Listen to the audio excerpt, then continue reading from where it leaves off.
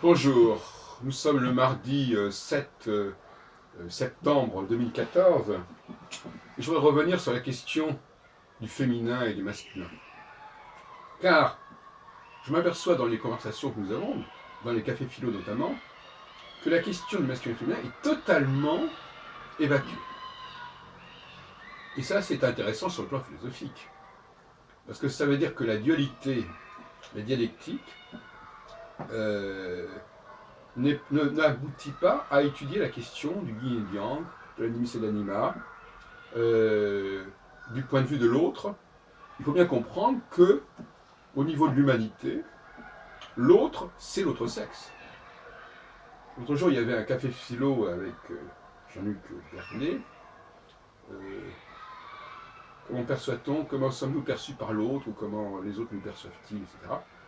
Et à aucun moment, enfin moi je suis intervenu là-dessus, mais l'idée même que ce soit l'autre sexe qui nous perçoive, nous en tant qu'autre genre, n'est même pas mise en avant. Il y a quelque chose, il y a un foulé absolu. Alors, il y a Maxime Félion qui propose, lui carrément, ce sont les extraterrestres, hein, ou c'est Dieu, ou ce sont des êtres un petit peu étranges. Mais jamais l'autre comme la femme ou l'homme.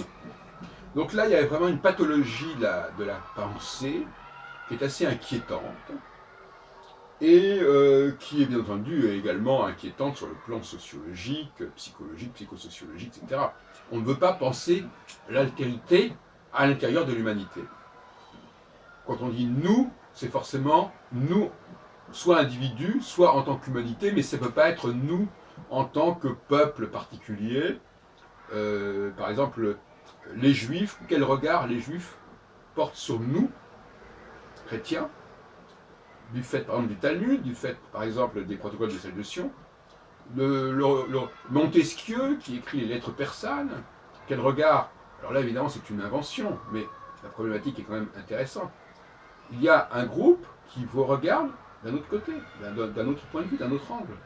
C'est ce nous-là qui est fondamental. C'est pas la peine d'aller chercher des, des valeurs comme ça, complètement bizarres comme Dieu. Mais effectivement, Dieu aussi, il a un regard sur nous. Les pigeons aussi, les chiens aussi ont un regard sur nous.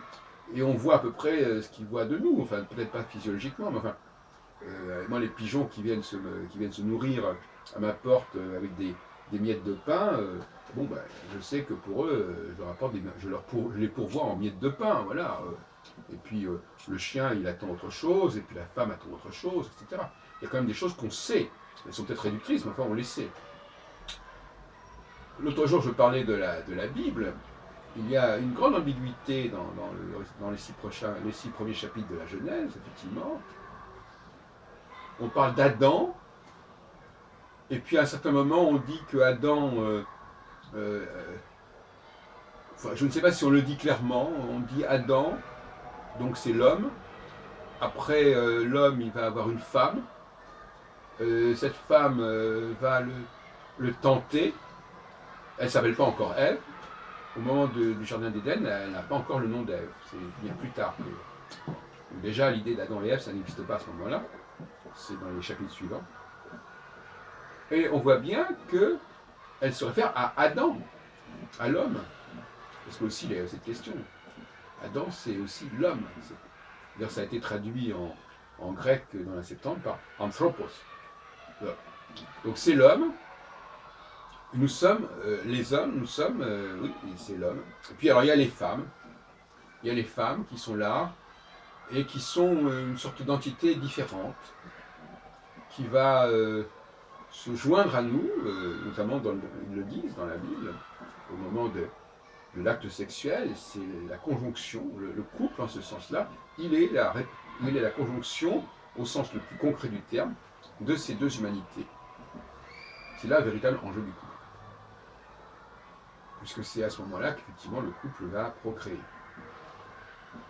Donc, je m'interroge, je me dis, mais comment resituer philosophiquement le masculin et le féminin?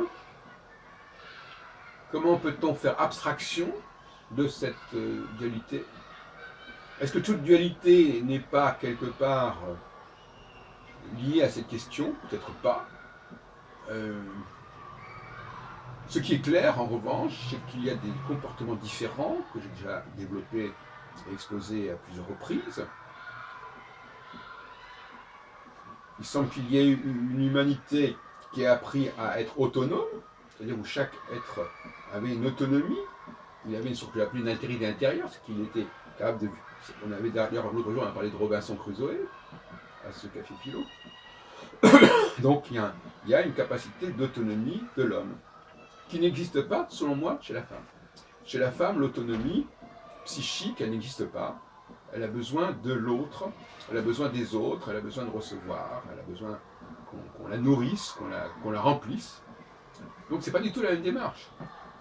Autre jour, dans un autre café philo, il y a Marielle Frédéric Turpot qui a parlé de l'enseignement aux enfants, je sais pas quoi. Eh bien, voilà, son truc c'était il faut transmettre. Il faut transmettre, même si on ne comprend pas, il faut transmettre. Bon, alors, voilà, ça c'est une vision typiquement féminine. C'est-à-dire que ça veut dire transmettre, c'est-à-dire l'homme, en fin de compte, c'est même pas dit comme ça, mais en réalité, l'homme a donné quelque chose, et en réalité, elle transmet ce que l'homme a dit. Mais c'est pas dit comme ça. Mais en réalité, c'est un non-dit. Hein, c'est un non-dit. D'ailleurs, en réalité, les femmes savent très bien qu'elles ne transmettent que ce que les hommes leur ont donné. Donc quand elles disent il faut transmettre, elles parlent aux femmes, elles ne parlent pas aux hommes. Mais là aussi, c'est un non-dit, c'est pas dit clairement. En réalité, c'est cela. Nous, femmes, donc il faut savoir qui est le sujet qui parle. Est-ce que ce sont les femmes qui parlent, ce sont les hommes qui parlent? En réalité, ce ne sont jamais ni les hommes et les femmes. C'est toujours un certain point de vue qui est affirmé. Donc quand les femmes parlent de la transmission, quand elles disent il faut transmettre ce qu'on a reçu, ça veut dire réellement, en fait, il faut transmettre ce que les hommes nous ont donné. Mais, alors, donc, à partir de et le problème, c'est que ces femmes, elles vont traiter les garçons et les filles qu'elles ont ou dont elles ont la charge selon cette logique-là. C'est-à-dire qu'elles vont les traiter comme si c'était tous des femmes.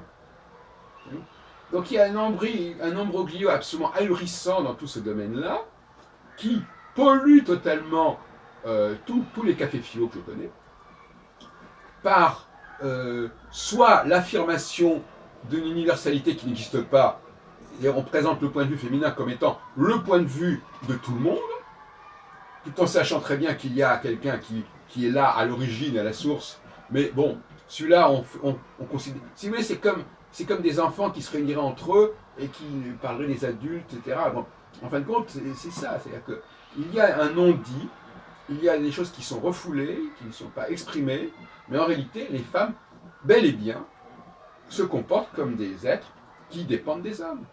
Mais elles ne le disent pas. Elles ne l'avouent pas.